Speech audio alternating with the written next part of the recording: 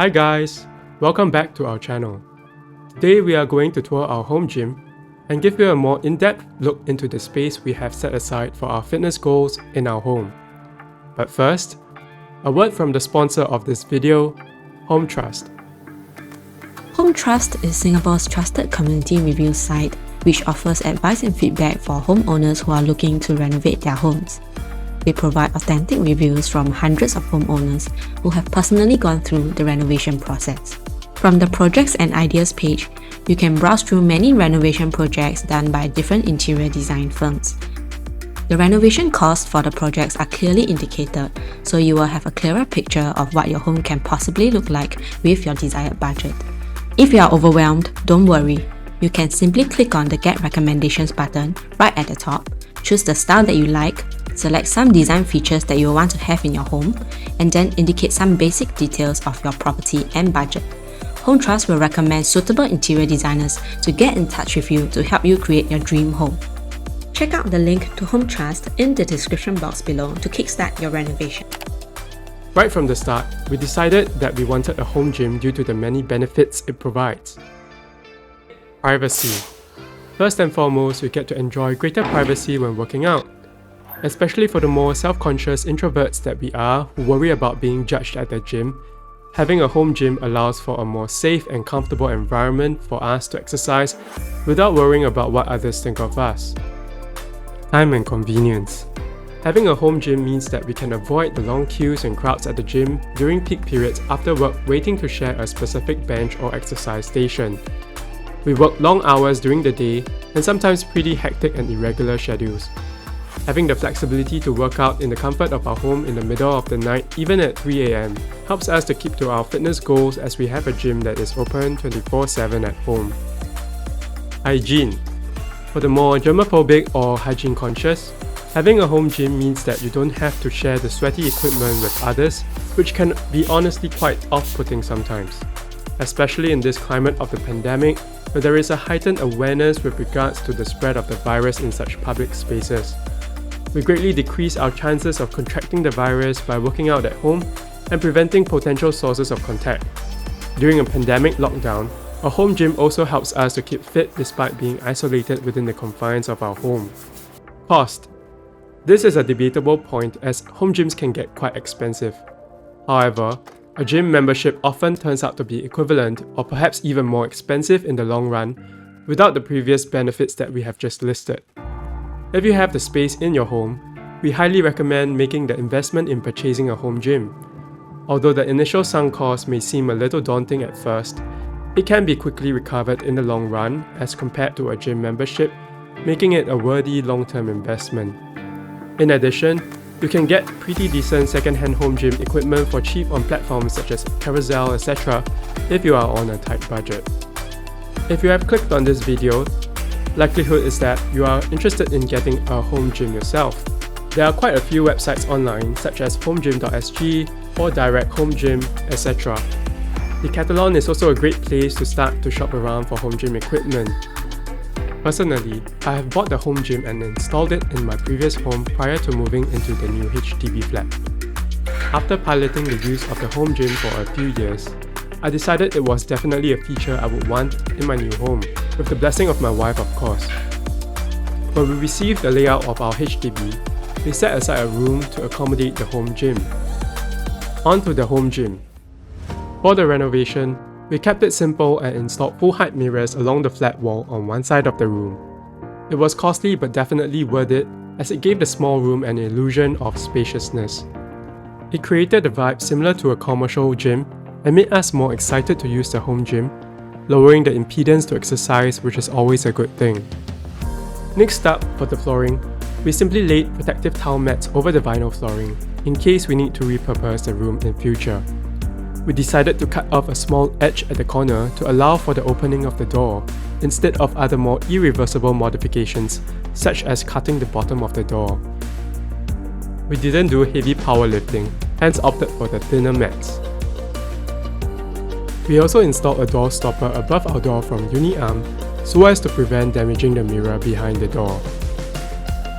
As mentioned earlier, most of the home gym equipment were bought prior to the purchase of the HDB flat, and hence were simply transported over. For the power rack, I bought the Force USA VersaRack XL from Homegym.sg a few years ago, which is a space-saving foldable power rack.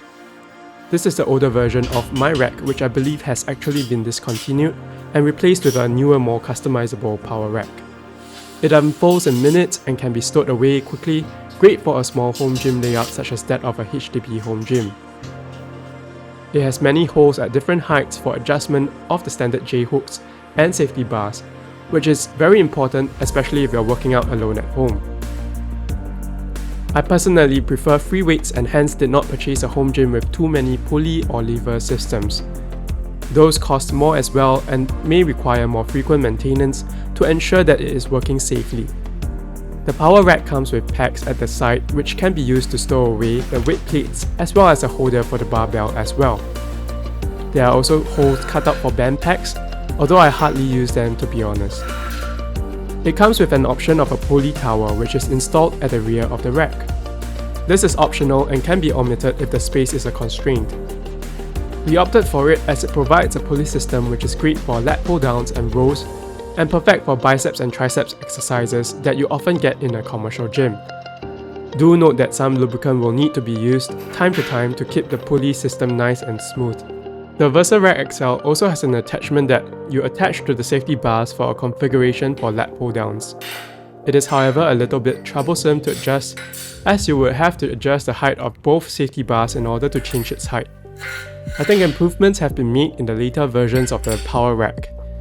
It also comes with dip handles which again were not great in my opinion as they seem quite insecure and do not seem very heavy duty. The handles are made of steel and are solid. The configuration for it to be used uses one of the safety bar as a fulcrum while exerting most of the load onto another safety bar. At heavy loads, the safety bars do seem to bend, so I will probably not recommend doing heavy weighted dips on this setup. Also, the contacts are metal on metal which may wear down on the safety bars. I usually use a resistant band to help to secure the dip handlebars to the rack so that there is less shake when the exercise is performed. There is also a landmine attachment with a roll handle that I rarely use due to space constraints. I have added a tape or bung so as to avoid metal-on-metal contact at the adjoining surfaces of the attachment. The barbell is a 1.8 meter barbell instead of a usual 2.2 meters due to space constraints, especially when one of the walls is installed with very breakable mirrors. It has since served me well as it helps with maneuverability in the home gym when shifting the equipment around in a tight space.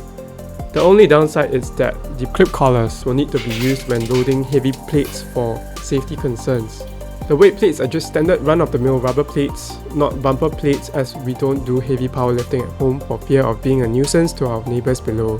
The FID bench can have its leg installed the other way for better space saving, but I chose to install it in its original configuration anyway. It is a little shaky but does seem to be steady and comfortable enough for most of the exercise. There is quite a large gap between the seat and the backrest, so do take note of this if this is an issue for you for the press exercises. It has a placeholder for customizable attachments such as the leg curl extension attachment and the preacher curl attachment. I do use the leg curl attachment quite often for its intended purpose. However, the preacher curl attachment is seldom used as it is quite bulky and there are other easier, hassle-free alternative variations of the biceps exercise that seems to do the job. There is no good way of keeping these attachments, so I usually stack them and secure them with the exercise strap which I almost never use. Also, the FID bench has rollers to move it around and has this hack to place it upright in standing position to allow for better space saving. The only catch is that the bench needs to be secured in the flat position. I do this with one of the bottom chains that is provided along with the pulley tower. I shall link you to the video for more details on the configuration and use of the VersaRack explained right here. The power rack barbell, weight plates and bench are bundled as an offer at the time of purchase. Other purchases that I have made along the way are the rope attachment, which is good for tricep pull exercises as well as face pulls, the V-shape attachment, good for seated rows just for grip change, dumbbells with rubberized grips and screwed on adjustable weights. Would love to have dumbbells with adjustable weights but bought these instead as those were priced exorbitantly.